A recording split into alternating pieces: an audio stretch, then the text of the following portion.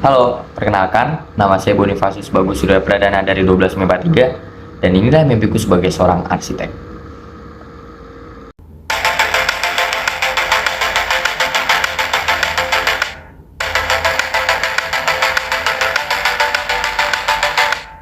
Kapan terakhir kali kamu dapat tertidur tenang, tanpa memikirkan universitas yang kan dituju di esok nanti? Tubuh yang berpasrah hati bergantung pada doa, berlomba jadi unggul, berharap jadi juara. Dan aku tidak diam, ku mau berusaha untuk jadi yang baik demi cita-citaku yang mulia. Aku kan berjuang demi jadi arsitek di Universitas ITB dan Brawijaya.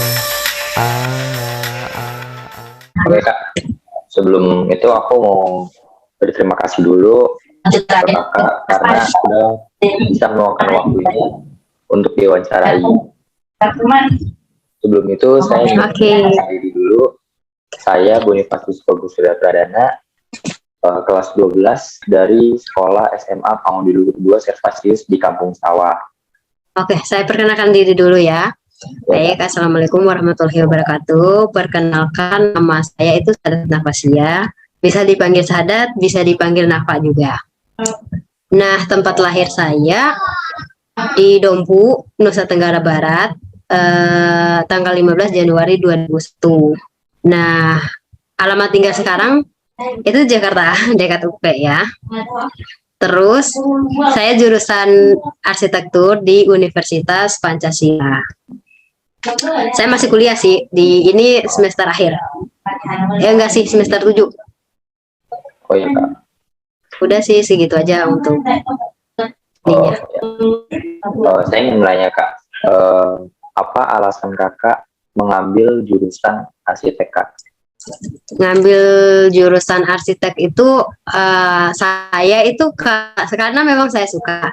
Terus saya rasa memang ya, saya rasa memang ini tuh passion saya karena dari SD, dari SMP tuh saya sudah memperhatikan hal-hal kecil yang di sekitar yang tentang arsitek ya. Misalnya nih orang yang ngerancang rumah. Terus gue kayak banyak nanya nih, kayak banyak penasarannya terkait orang-orang yang ngerancang itu juga gue itu anak ruangan gitu-gitu. Menurut Kakak keunggulan dari jurusan arsitek itu apa ya Kak? Kayak yang membedakan arsitek dengan yang lain. Menurut saya nih, kita tuh dapat merancang bangunan yang berguna untuk masyarakat gitu kan ya, secara umum. Dan kita juga itu selain dari itu kita dapat mengetahui bagaimana interaksi manusia dengan lingkungan. Nah, dari situ kita tuh dapat memecahkan masalah dari berbagai sudut pandang ya, antara manusia dengan lingkungan. Terus akhirnya kita dapat memberikan solusi yang dibutuhkan oleh manusia itu sendiri. Misalnya membutuhkan apa gitu. Yang terakhir deh Kak, kira-kira Kakak punya tips nggak nih Kak? Kan aku kan mau jadi, bentar lagi mau jadi maba nih Kak. Tipsnya apa sih Kak yang perlu dipersiapkan dari sekarang gitu Kak? Oke. Oh, mau di UP juga? Aku mau apa ke di ITB, kampus Kak. lain? ITB. Oh, ITB. Oke. Ini mental sih, lebihnya ke mental ya. Pokoknya segala-galaknya dosen sih ini tuh. Pokoknya berbagai macam tuh ragam dosen ya. Ada yang galak, ada yang ya udah deh terserah kamu aja gitu. Kalau mau ngumpulin tugas ngumpulin, tapi kalian nilai. Di situ tuh kayak kita membutuhkan daya juang aja sih. Kita mau nilai yang bagus atau cuek aja. Kalau cuek aja kan berarti kuliahmu nggak kelar kan? Nggak pas 4 tahun. Saya berterima kasih Om karena Om sudah bisa menyempatkan waktu untuk menjadi narasumber tugas wawancara profesional. Sebelum itu aku kenalin diri aku dulu. Nama saya Bonifacius Bagus Pradana, biasa dipanggil Danang. Aku merupakan siswa SMA Pauli Luhur 2 Servasius di Kampung Sawah. Aku bisa minta tolong Om untuk memperkenalkan diri, Om.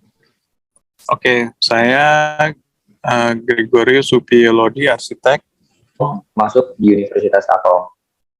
di Bandung, Universitas Parahyangan, Bandung, jurusan arsitektur. Kan Om ini bekerja di perusahaan atau kantor yang bernama apa, Om? Sekarang di studio, saya create studio sendiri, namanya, nanti saya WhatsApp ya, detailnya, Yelodi Maria Arsitek. Jadi studio desain arsitektur, jadi satu firma gitu, untuk firma arsitektur. Kira-kira apa sih, Om, yang harus kita siapkan untuk menjadi seorang arsitek? Yang harus siapkan tuh nomor satu, jadi memupuk. Jadi saya selalu bilang gini kalau sama tim ya, saya mau interview tim nih gitu. Jadi pertama jadi arsitek itu perlu saya kasih bilang ada 4 hal. Satu, passion. Harus passionate apa yang kita lakukan. Kalau di arsitektur ya passionate terhadap arsitektur.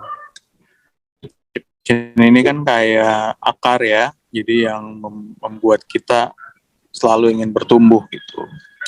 Yang kedua, sense, rasa. Jadi arsitektur ini kan teknis, rasa, salah feeling, sense.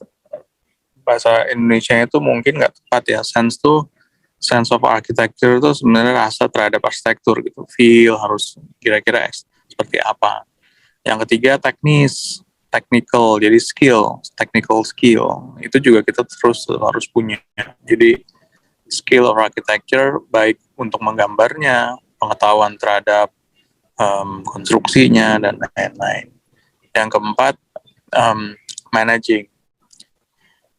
Kalau kita bisa kupas satu-satu, kita akan harusnya bicara mengenai bagaimana kesemuanya ini kita bisa pelajarin, kita persiapkan.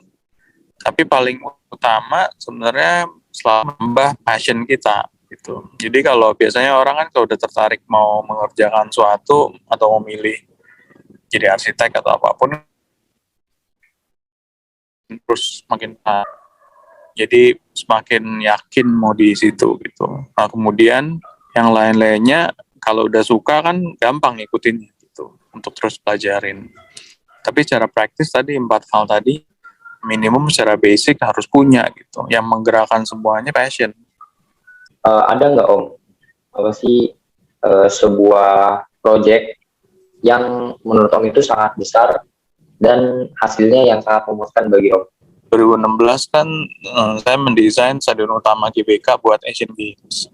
Dan saya koordinator arsitek buat teman-teman arsitek yang menghandle seluruh GBK Gelora Bung Karno. Tapi saya sendiri ngerenovasi stadion utama yang cukup besar. Nah itu di waktu yang sempit, dan itu event yang begitu penting untuk Asian Games, itu punya tantangan sendiri gitu ya, dengan waktu itu saya juga baru punya pengalaman mengerjakan proyek pemerintah, mungkin itu baru. Dengan panggilan profesi ini, saya merasa bahwa menjadi seorang arsitek bukanlah hal yang mudah. Banyak hal yang masih harus saya pelajari seperti keterampilan dalam membuat bidang, kalian dalam membuat konsep sebuah bangunan, dan sebuah passion yang kuat. Dengan panggilan profesi ini, saya mendapatkan banyak pengalaman-pengalaman yang berharga dari mahasiswi dan seorang expert yang saya wawancarai. Saya sangat bersyukur karena kegiatan ini dapat menambah wawasan saya. Untuk kedepannya, saya akan berusaha meningkatkan keterampilan-keterampilan tersebut demi menjadi arsitek yang baik di kemudian hari.